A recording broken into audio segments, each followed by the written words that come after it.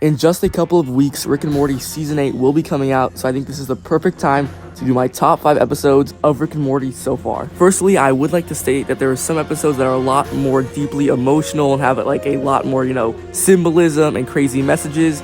And that's not really how I'm going to rank them. I'm kind of just going to rank them on if they were a fun time or just entertaining and enjoyable. But obviously, I think, cool plots, deeply emotional scenes that just show character development are obviously going to place a little bit higher. But that's just not the main aspect I'm judging them off of. Because I think Rick and Morty, although it is a, storyline show that can be serious at times, I don't think the whole point of the show is to, have serious character development and be a crazy storyline show. It's not like Severance. So for a show like Severance, I would be basing it just off the symbolism, the character development, and the plot that is happening. But I think this show is a lot more of a fun time and just kind of an enjoyable show where you don't have to take it as serious. And before we get into the video, I would like to advertise the possibility of you guys perhaps liking or subscribing. Also, just tell me in the comments your opinion, anything you agree with, anything you disagree with, just any thoughts this video provokes. Without further ado, let's get into my single and only honorable mention. And that is going to be the Rick Shank Redemption. Season 3, Episode 1, it was a perfect follow-up to a really good ending for Season 2, Episode 8. Where Rick ends up turning himself in. Also, I will be giving a short summary of every episode, and then based off that summary, I'll tell you what I think and what I feel and why it deserves that spot. So this episode starts off with Rick and his family at Shoney's, which makes it seem like they kind of already broke out of the prison, which kind of made me annoyed at first because I was like, they're just gonna ignore that plotline. But not long after, it is revealed that a member of the Galactic Federation has them set in a brain analyzer while Rick is still in the prison. That way they can extract the information they need to get interdimensional travel. But they can liquefy Rick's brain at any time, so he's kind of forced to cooperate. Then it gets a little crazy with Rick's actual family. Firstly, the world is now ruled by robots, which the only currency in everything is just controlled by pills, where Summer finally decides she has enough, or she's had enough, and decides to try and free Rick. So she grabs the portal gun off another dead Rick, and then they end up in another dimension where their portal gun is shattered, so tons of Ricks come in from the Federation, where the Ricks go and take Summer and Morty. And going back to Rick's plot, he then shows the Federation guy, or whatever you want to call him, the true story of his origins and what happened to him and how he learned portal travel, where we also get some information about Prime Rick. But with this information that the bug guy got, he decides it's time to liquefy Rick's brain and get out. But Rick did not actually give them the information on how to do interdimensional travel, but he actually uploaded a virus which was able to let Rick get out of the simulation and take control. And because of this, Rick is able to transfer his consciousness or his brain or something across all the other people on ship. So when all the other Ricks come and kill our Rick, it doesn't actually kill him. And now that our Rick is able to transfer, he transfers one of the highest Ricks. With this power, he's able to teleport the Citadel of Ricks into the Galactic Federation, causing an all-out war. And at the end of this episode, Jerry makes Beth either choose him or Rick, which good for him for standing up, but unfortunately, she does choose Rick. And with that, it's time for my analyzation and thoughts on this episode. Firstly, I did yap a little too long about the summary of this episode. That is on me, but I low-key did not feel like re-summarizing it again. The first thing that I didn't really understand is how he fabricated, his whole origin story. But we do realize later, it is revealed later, that that does actually happen. So I don't know how he was able to do that. Maybe he, just took the story but mixed up some numbers so the virus could happen. So that's not really a huge complaint. That's kind of nitpicking it because this episode is pretty good. I do like the whole, brain scanalyzer thing where he can go into his brain and, all these, memories and just... I don't even know how to explain it. I just really like that idea, and I just do think Rick and Morty is really good for adding these crazy, unique concepts and ideas for all their episodes, and I really do think that shines super well through this episode. And since this, after all, is only an honorable mention, I do have one more thing to talk about, which is the final confrontation with, against the two Ricks, where Morty actually shoots our Rick on purpose, thinking it would kill him, even though it was a trap set up by Rick to, fake get shot, then kill the other Rick. It doesn't seem in character for Morty to just kill Rick, or at least to try to just kill Rick. Because, although he has been through a lot, he's not a overall just super violent guy, besides that one time in the Purge episode, but he was just killing random, killers. He wouldn't do that to Morty, or Rick, I mean. So, yeah, that's my only slightly complaint, but yeah, still a great episode. And next up is Mort Dinner de Andre. Season 5, Episode 1, I'm pretty sure, is taking our 5th spot. Now, this episode, I don't think has, really crazy, deep, emotional things. It kind of does. It doesn't have, a lot of lore drop, but, it's an enjoyable time. This episode starts off with, Rick and Morty in their spaceship, and it's kind of broken. They're going to fall into Earth. They're going to crash. They're going to die. They've already given up. And Morty decides to call Jessica, just to ask her out, see how it would be, or how he thought it would have been, if she would have said yes. And she actually does say yes. So this guy tries so hard not to die, and he ends up somehow landing the ship into the ocean, where Rick wakes up, and he's not happy. because you know who's in the ocean? Mr. fucking Nimbus. So now Rick has to have dinner with Mr. Nimbus because his peace treaty was that he could not go in the ocean and he does not want to have a war.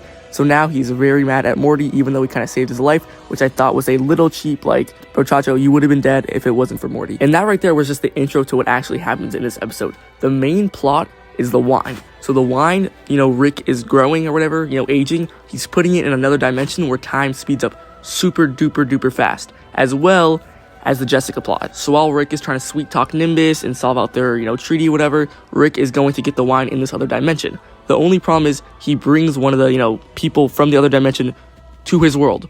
So once the other guy gets back, his wife is dead and his kids all kill him. And this kind of starts this whole back and forth kind of thing where Morty visits there, they try to kill him, he goes back, and each time he goes back and forth, they get more advanced, and there's like more tales about him, and like their whole purpose in civilization is to kill the portal boy, which is obviously Morty. And Morty has to deal with getting wine from them because that's what Rick wants him to do, but right now he's trying to have a date with Jessica, and that is all he's trying to do. It also has the mini side plot of, you know, Jerry and Beth trying to be sex positive and have a threesome with Mr. Nimbus, which, you know, I don't really mind it. I also do find it funny how Mr. Nimbus controls the police. I mean, it's not a crazy important detail, but, you know, it's just something a little silly and wacky, and I like it. But eventually the civilization gets so advanced, they're able to suck Jessica in, so then Morty and Rick go after her. But these guys are so advanced that they're able to trick Morty, and Rick is just not strong enough. Like, they just overpower his tech.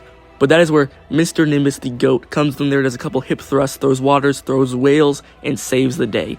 And this is where Rick and Mr. Nimbus are about to be friends again, but Summer reveals that she stole like his giant seashell, fuck, that's a hard word to say, seashell at the bottom of the ocean, which basically makes him like weak and shit. So Mr. Nimbus gets mad, he beats the shit out of Rick, and that is basically the end of that episode. And let me tell you, this was a really fun watch. Like, this is just super enjoyable, super unique, and although like I wasn't finding it super duper funny, I just enjoyed it. Like, there was nothing crazy about it. I just thought it was very enjoyable, very well written, and it was just very memorable. I literally only have one slight complaint, and that is that Rick was just such an unusually douchey guy. Like, in this episode, there was no reason for him to be so mad and so douchey, because he would have been dead without Morty, and the whole time he's just busting Morty's balls to get the wine. I also just love the one-sided beef between the people on the other side of the portal and just Morty, who's trying to get some wine, and their whole existence is literally to just kill Morty.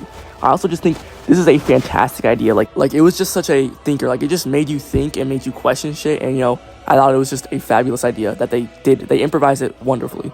I also like how we see Morty get slowly angrier and angrier and just gets fed up with Rick throughout this episode. I also just love seeing the colonization on the other world ages fast, like, go through their different stages, like the medieval time, the futuristic time, and like this point where they're just able to like fucking alter reality and shit. It's just so cool. And next up is the Ricks Must Be Crazy.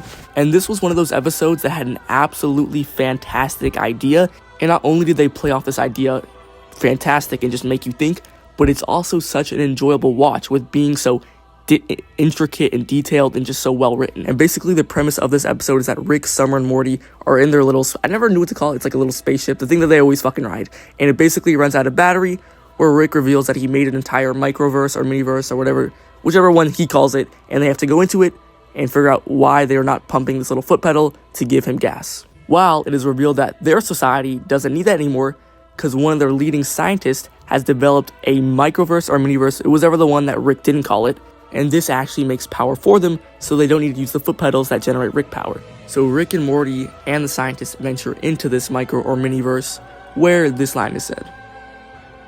And then this line is said.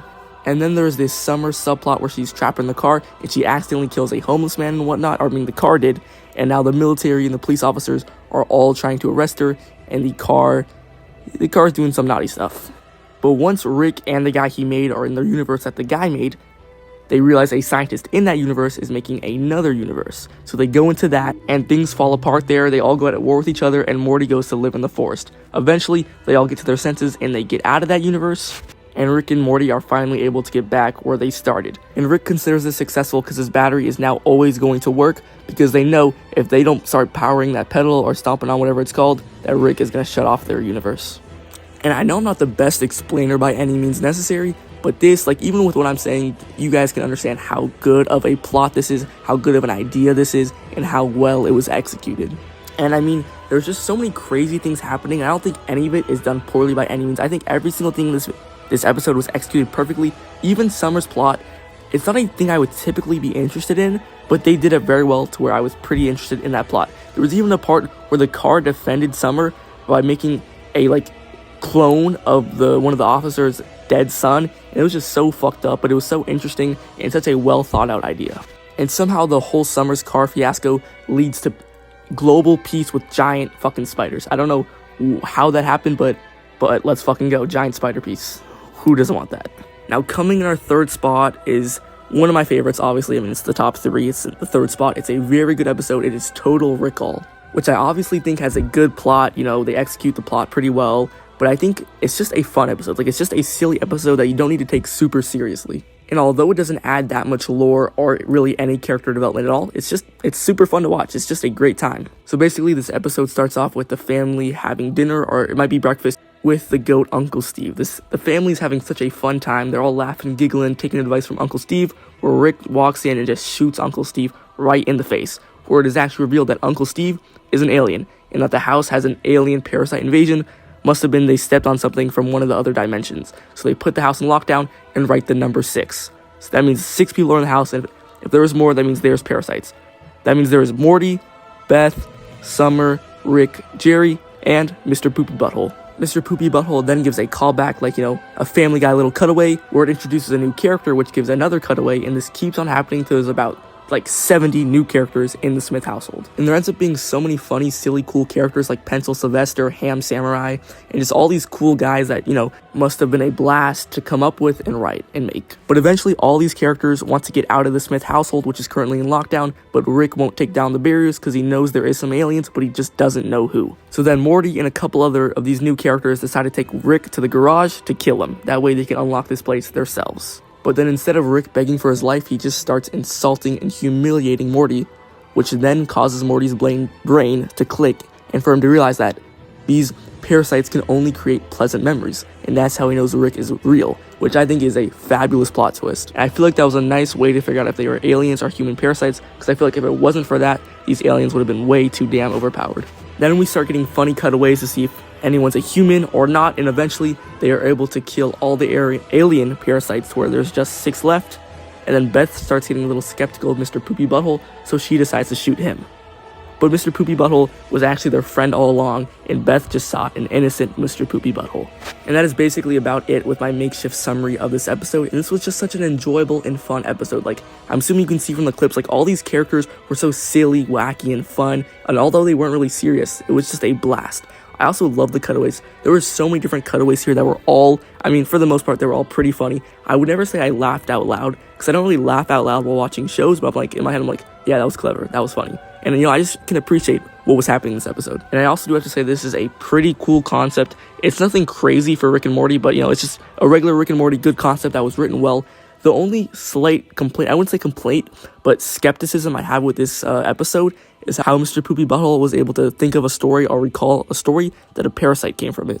Y en el número 2 nos tenemos close Rick counters. Yeah, that is right. We have Rick counters from season 1, episode 10, the finale of season 1, in the dose, or the second spot, and I just think this is an absolutely fabulous episode. So let's get on into what happens in that episode. And I want to just say that there's a lot happening in this episode. So lots of Ricks, lots of Mortys. I might interchange their name every now and then, and I low-key might mess up a detail every now and then, so don't take this story to be the exact, perfect, definite version of what happens. So basically this episode starts off with a whole nother family and another Rick and Morty getting killed, then it goes to our Morty getting taken into the Citadel, by all the other Ricks, which if you already don't know, it's just kind of like a council or just government of Ricks and Mortys. Our Rick and Morty are, C-137 Rick is being accused of killing all these other Ricks. They then escape to go and find the Rick responsible for this, known as Evil Rick. Then Evil Rick and his little Morty are able to capture our Rick and Morty, but eventually they are able to escape because our Morty encouraged all the other captured Mortys to rebel.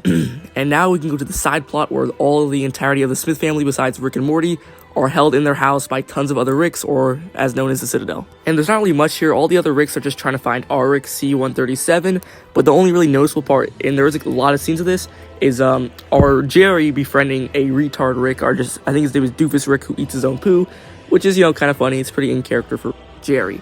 And now back to our main plot. There was really no reason to switch between the subplot then the main plot. I just kind of wanted to build suspense because I think the ending here was really cool.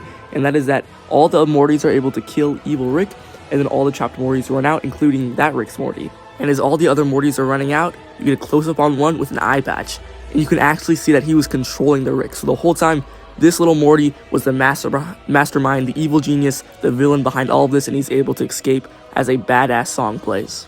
I mean, firstly, the plot is amazing, but I really don't have to say that because every single one of these episodes has a great plot. The idea is just, it's great. It's a great idea, but I really enjoy how Rick isn't all powerful here. I do like it how in some episodes, like, he's so powerful, he's badass, like, there's nothing that can stop him.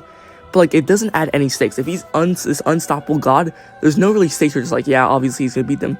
But for him to actually, like, have to trick the Citadel and escape from them, like, using his, like, portal tricks and doing all this shit, not only shows, like, how smart and how good thinking is on the spot, but it also shows that he's not this god, and that there is conflicts that he can't just, use his, like, laser arm guns that are built inside him to just destroy everything. And I kind of liked how he did that. He handled these situations with care and using his intellect, which he's hyped up for.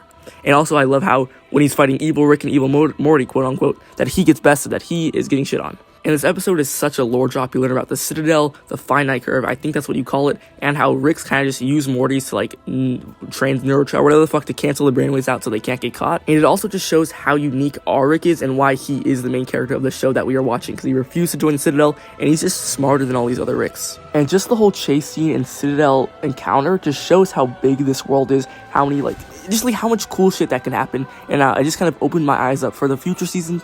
It makes me super excited for all the future seasons. Now it is time to get to our numero uno spot. Our big boy number one is a episode that I'm assuming you guys thought was going to be in this video, no matter fifth or first. And that is going to be the Fear Hole from Season 7, Episode 10. This episode starts off with Rick and Morty at a carnival of nightmares, just a super scary place, but they are not phased at all, which makes completely and entirely, it just makes a lot of sense, okay? It just makes a lot of sense after the sheer amount of stuff they have been through and done that this doesn't scare them.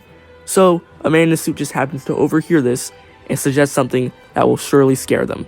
So, he requests a ride and he will show them where it is. And conveniently, it is in Earth, the same Earth that they are from, and it's at a Denny's, which made them think that this guy was just using them for a free ride, so they decided at Denny's anyway, where they went to the bathroom and found the Fear Hole. And basically, the hole is a giant, like, corroded, like, abyssal hole that you jump into, which will show you and make you live your fears. That way you are able to conquer them. Where Morty then just jumps into the hole, where then tons of scary ass monsters just start attacking him and opening up his stomach, where Rick has to save him, and then they hop right out of the hole. And then once they get back home, they see Diane crash into their house with, like, a fading Rick and whatnot, which kind of makes them assume, well, maybe we are still in the hole. And Diane coming back makes Morty and Rick think that they are targeting Rick and, his biggest fears with Diane. And at first, Diane is not really trusting of Rick, but then we get several scenes that just hold tons of moments of them getting closer together, getting drunk together, laughing together, and it's just super sweet and wholesome, seeing how well they bond, like just how they are really meant for each other. And then eventually, Rick starts looking really old, pale, and weak, which leads Rick and Morty to argue about what is really happening in the hole. Morty then talks to the Denny's guy, which makes it seem like they're going to suck all the fear right out of Rick till he is dead, which obviously Morty does not want this, so he's trying to get out of the hole. And Rick decides to and Morty decides to act upon this himself by doing tons of shit that he's just scared of, like public embarrassment. Well, that's the whole thing. So he just goes through a montage of doing tons of publicly embarrassing shit, like putting spiders on him, falling in front of people, doing a school play where he doesn't know any lines, and he just whips out his willy. Rick eventually goes to find Morty and gets butt booty naked too, and starts singing and dancing in front of the crowd, and now they have finally escaped the Fear Hole. But they haven't actually escaped, and they keep going through a montage of them having, like, scary moments, things that they are afraid of, and escaping, and then ending up right back in the Fear Hole. And then eventually, after not being able to get out of this hole forever, Rick says to Morty, "I'm not leaving without you," which kind of flips the switch in Morty's brain and realizes what is happening. And then Rick says that he is irreplaceable, which kind of confirms that this whole thing is how Morty thinks that Rick would never say that at any given time, Rick will replace Morty like he never mattered. And this episode is just great. I couldn't even think of, like, a nitpicking criticism. There's nothing to criticize about this episode at all. It is entertaining. It is a fabulous plot. The plot is executed flawlessly. There was tons of symbolism. There was even great character development with Rick and within Morty. Morty is finally able to get over his fear of Rick replacing him, and Rick's development is shown through him hanging Morty's picture on the wall. And there are so many hints and foreshadowing of Rick not even jumping in at all, with Morty being inside of every single scene, basically. And it's basically how Morty views him. Like, you see how all of Rick's inventions are so simple and so uncomplex, which is all Morty can perceive them as because he's not as smart as Rick. And yeah, that's basically all I have for this video. I don't want to ramble on too much and make this video too much of a commitment, so I'll just end this episode off, or this first place ranking off, with saying I was not expecting an episode this good from Rick and Morty, especially the season 7 finale. So with that, I ranked my top 5 episodes with 1 honorable mention. I think I went into pretty decent depth. This isn't any groundbreaking crazy stuff that you need a scientist to think of, but honestly, I'm happy with these rankings. If you guys like this video, please make sure to like and subscribe. Let me know in the comments anything you thought of this video, and I will hopefully see you in the next one. Thanks for watching.